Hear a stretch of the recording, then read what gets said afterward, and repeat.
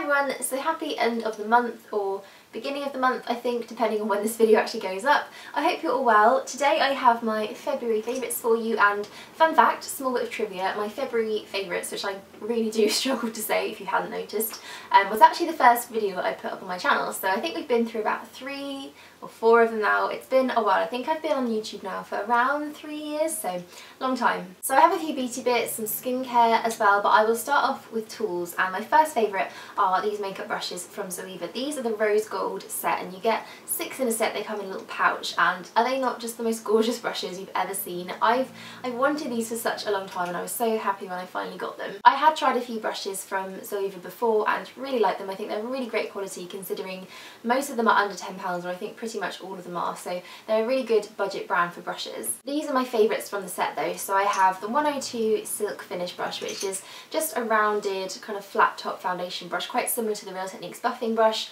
and I really like this. It does apply foundation really nicely. It gets a nice even layer, and it's quite a thin application too, which I prefer because I like to kind of build up thinner layers instead of going on with loads of foundation all at once. And then I have the 127 Luxe Sheer Cheek Brush, and I already have this one and I've talked about it quite a bit. You've probably seen it in a lot of tutorials, and it's just such a lovely soft blusher brush, and I do prefer a slightly more natural bristle when it comes to applying blush, just because I find you get more product and you don't have to spend ages building it up. I'm definitely a blush girl at heart. I love a nice bold bit of blush, so that's a really brilliant one, and I love that it's angled as well because you get a really nice shape across the cheek. The eye brushes are really brilliant quality as well. They really compare to the likes of MAC and Sigma and the higher end brush brands. So I have the 227 here, which is basically a dupe for the MAC 266, a really nice fluffy blending brush. And then this one has actually turned out to be one of my absolute favourites. It's the 231 Luxe Petite Crease Brush, and just as the name suggests, it is a really brilliant one for putting in colour in the crease and just defining the arch a little bit. So I've really been enjoying this. I like to put a kind of more matte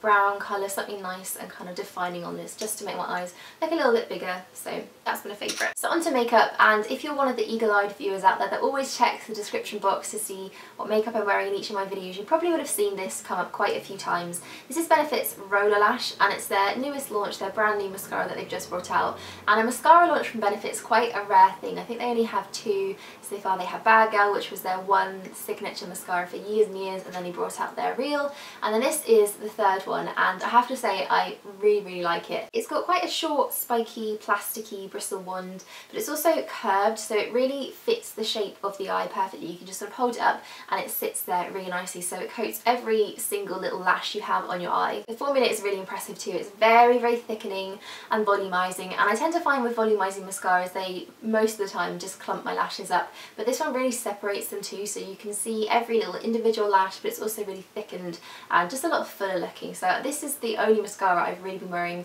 all month, or you know, halfway through January as well. I've just been really enjoying it, so definite thumbs up for Benefit Roller Lash. And then another product that I think has just been recently launched for spring are these new colours of the Barry M Jelly High Shine Lips, and both of these shades I really love.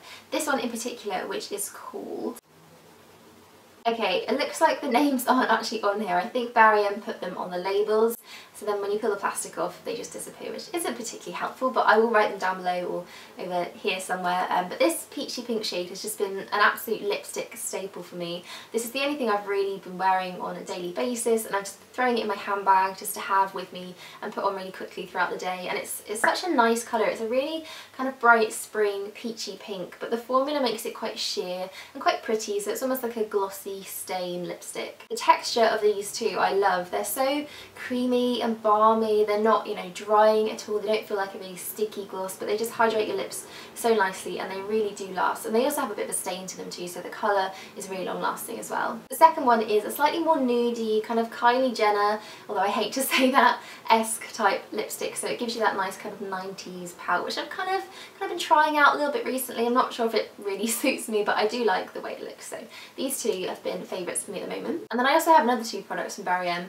These are their new Quick Dry Speedy nail paints, and these are a new line of nail varnishes they've brought out recently, and they're supposed to be ultra quick drying. You know, you can paint your nails and then just go, and they all have kind of very comical racing kind of car-esque names. So this one is Eat My Dust, which is a blue colour, which I'm actually wearing today, and then Pit Stops. They're all a little bit like that. The colours they brought out so far are all quite pastel-y shades, and I do love a good pastel, so these two I've really just been wearing non-stop on my nails recently. This one in particular, Pit Stop, which is kind of like a taupey greyish purpley lavender lavender colour is really lovely. I've actually done repeat manicures with this, so I put it on, taken it off once it's chipped, and then put it on again because I just love it so much. The one thing about these is they do chip quite badly. Because they are so quick drying, I find the more quick drying something claims to be, the easier it tends to chip because it's quite a brittle kind of formula. It doesn't really bother me too much though, because I am the sort of person that gets bored after a couple of days of the same colour, so I like to change my nail varnish quite often. So these two I really like. So last makeup favourite is one that I've probably featured in quite a few favourites videos in the past. So I kind of go through phases of using it,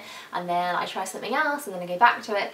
But it's the Tarte Amazonian Clay Brow Mousse, and I'm really a big fan of brow mousses. I think they work really nicely at defining a nice bold strong brow, and that's definitely the look I've been going in for at the moment. The consistency of this is a really nice one, and I think it's a better alternative to the Anastasia Dip Brow Pomade, which I know a lot of people absolutely love and swear by, and I do have it and I use it occasionally. But this one has a slightly drier consistency, and I find it's just a bit easier to work with. The Anastasia one has kind of more of a creamy texture, and it's a little bit harder to work with, so I think I actually prefer this one, and I've been using it loads this month. So last up, I have a few new skincare favourites, and I feel as if I'm always searching for a dupe or, you know, something that's an alternative to Bioderma's Micellar water, and I do love Bioderma. I buy it all the time, I still use it. I actually have two unopened massive bottles sitting on my windowsill right now that I bought in Paris. I do like to try out other Micellar waters though, especially ones that are a little bit easier to get hold of, that you can just pick up in Boots, and especially if they are more budget options too. So I have one that I've been trying recently that I do actually really like, and it's the Nivea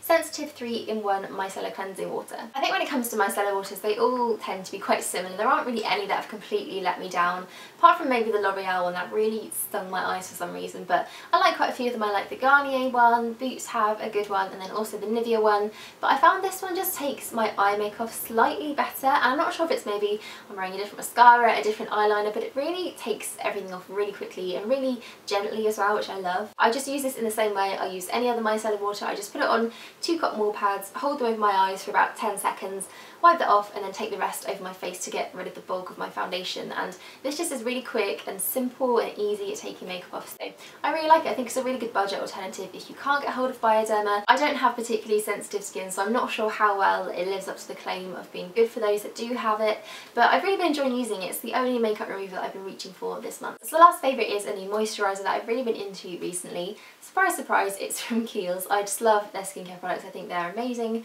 This is the Skin Rescuer Stress Minimising Daily Hydrator, and I bought it specifically to use in the mornings before I put my makeup on. I had been using the Kiehl's Ultra Facial Cream before this in the mornings, but I just wanted something a bit lighter and that was going to let my skin breathe, and I actually had a sample of this quite a while back when I bought a few other bits from Kiehl's, and I remember really liking it. Now, I don't often suffer from a lot of breakouts. Usually if I do, it's related to chocolate and cheese consumption, but sometimes when I get overly stressed or, you know, a bit panicky, my skin does feel a little bit dehydrated, and it just kind of shows. It looks a bit tired and fatigued and not so brilliant. So I've been using this a lot because my skin has been a little bit on the stressed looking side, and I found it really has helped. It's supposed to be quite brightening and to help get rid of redness and, you know, the fine lines, anything that makes your skin look a little bit down in the dumps. I really love that it has a pump. I think all skincare products should have to come with pumps because it's just so much more hygienic, and you can really get out just the amount that you want instead of scooping the fingers into a pot.